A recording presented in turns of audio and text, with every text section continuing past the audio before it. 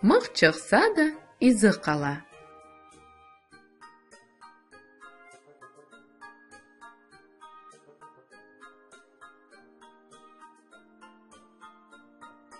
Бір заманда бар екен, бір заманда жоқ екен. Бір пек табиатсыз, весерт Осман адлы оғлан яша екен. О өз ақранларымен қавға етіп юре, бұйыклерге тіл қайтара екен. Бір күн бабасы ona бір құты мықнен чөкіч берген ве біреуге терс лаф айтқан сайын барып ағач қорамызға бірер мық қақып ташла деген. Бірінші күні Осман пек чоқ мық қаққан. Атта ақшамға елінде қанлы насырлар пейда олған.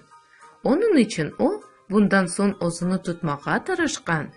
Бір-екі айдан сон о бабасына келіп, шу күні ичбір мық қақмағанына қабер еткен.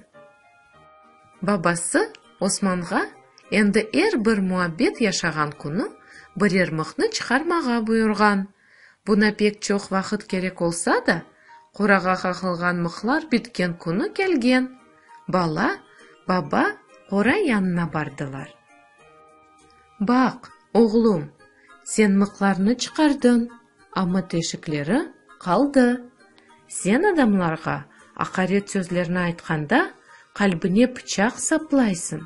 Афу сұрасан біле, изі еп сыбыр қала.